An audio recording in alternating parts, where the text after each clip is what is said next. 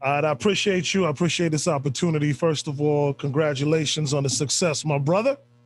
Thank you. Appreciate it, man. Appreciate That's it. what's up. All right. So, I mean, I'm just going to educate myself on you, have a conversation with you, get to know you, connect with you. We're going to get to the business of your music and stuff like that. I'm assuming that DDG is your initials of your Yeah, name. it's in this to my full name. That's what's up. What was the thought process in that? I mean, it was really just about me. Hold on one second. You It was got it. really just um. Well, actually, I don't tell a lot of people this, but my older brother, he passed away. He used to call himself like Pontiac made DDB. So I called myself Pontiac made DDG, and I just took the Pontiac made off because it was too long for a rap name. Got you, man. I appreciate you sharing that with me. Your brother was spitting as well? Nah, he didn't rap, but they used to sing. My brother, I got two brothers, but they twins, Oh, wow. and they used to sing back in the day. So I wasn't even supposed to be the musical artist. You know what I mean? It was supposed to be my brother. But And I look at you thought, now. man, I'm sure your brother's smiling down on you, bro. yeah, man, sure, That's what's sure. up, man. Well, thanks for sharing that once again, man. The part that really impresses me about you is that you don't have the typical story from a lot of the artists. You hear them talking about coming out the mud and and all these different things. You actually were a valedictorian in your high school, which equates to being the smartest in your school. Yeah, I mean, don't get messed up. I'm from the hood. I'm from Well, I like a mean, yeah, Pontiac. yeah, Yeah, I get it.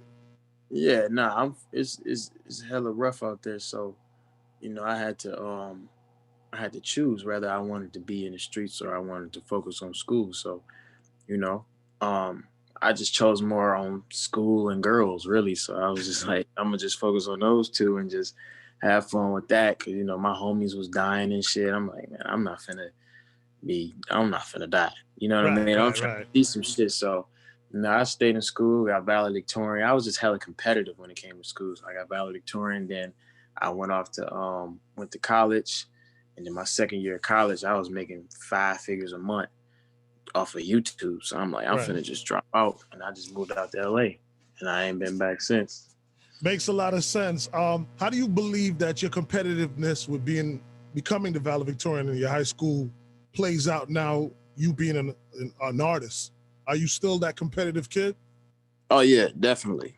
I've always been competitive. I'm extremely competitive. Like that's I competitive like competition excites me. So, I like feeling like an underdog. I like people trying me and testing me and not believing in me. It just feels me to be better. And I like seeing somebody doing better than me. It makes me want to chase that, you know what I mean? And get to a higher level. So I like it's nothing personal. It's just I use my competitiveness as my motivation.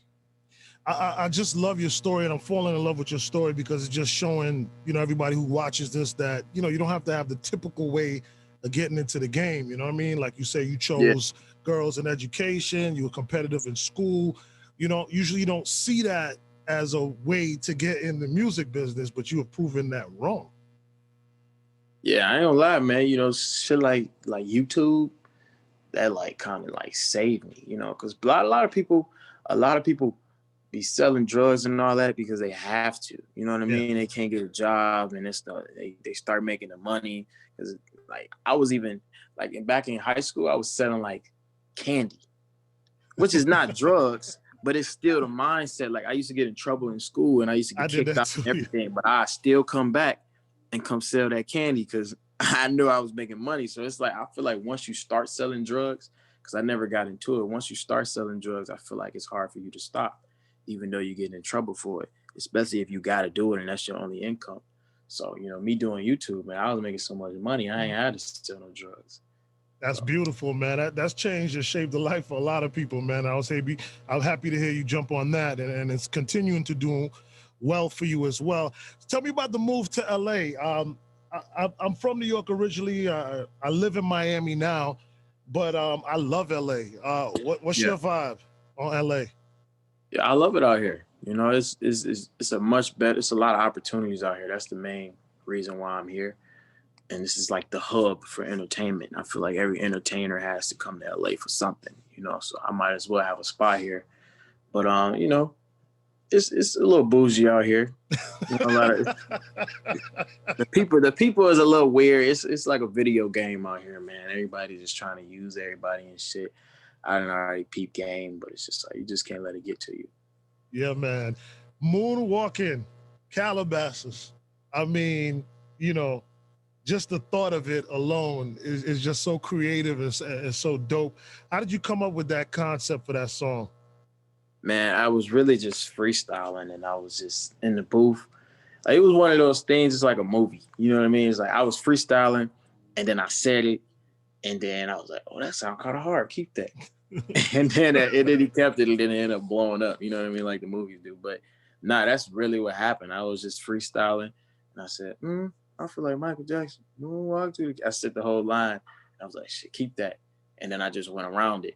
But the only plan I had for that song, I was like, when it start, I want to start off rapping.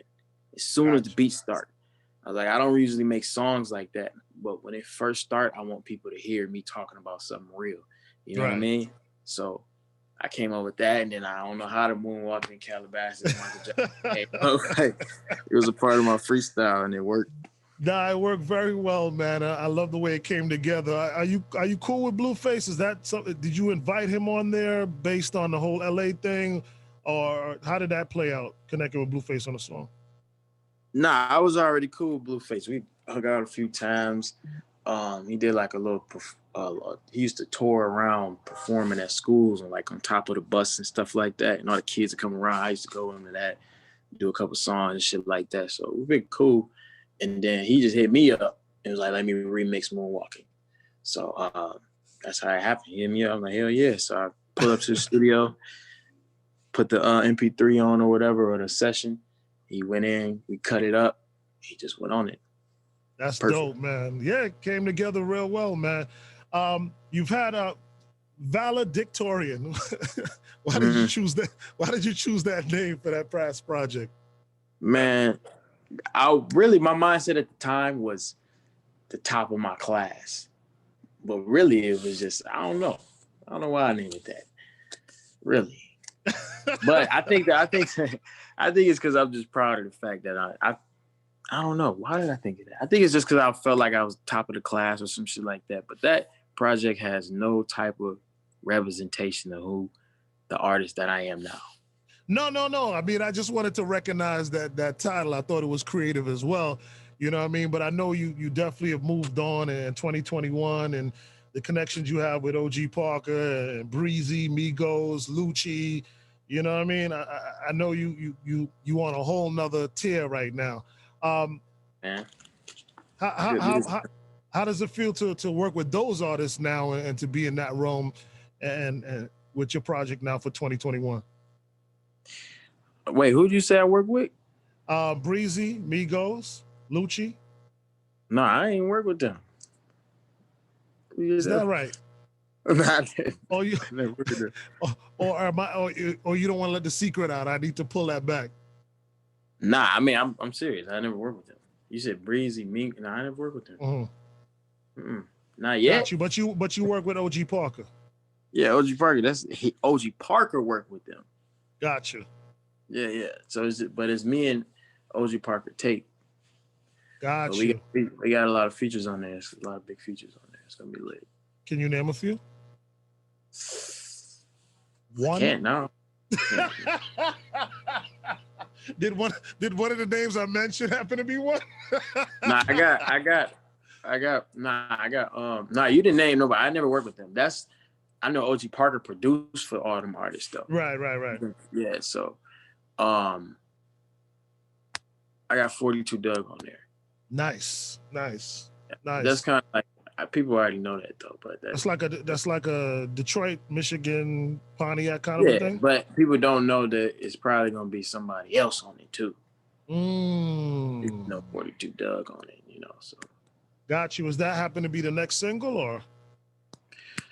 I don't know. It might, man. I don't know, man. I'm just trying to. I'm My getting whole too thing, much I'm in your trying to. business. Yeah, I can't tell you too much. I understand. I Coming. understand, man. But listen, man, I want to just give you much props on Moonwalk Calabasas. I mean, it's a big song. There's no club I've been to in Miami since we kind of wide open that doesn't play in prime time. I mean, that's got to feel good, like you say, for a kid coming from Pontiac. Yeah, that's beautiful, man. It's crazy. Yeah, man. So I salute you. I think you got a really dope story, man. And I'm gonna take this interview and spread it. You know what I mean? So, man, appreciate it, man. Nah, it's all love. DDG, man. Keep up the great work, man. Enjoy your life and keep entertaining us, man. Sure, I got you. All 100%. right. Appreciate you, brother. Bet. All right.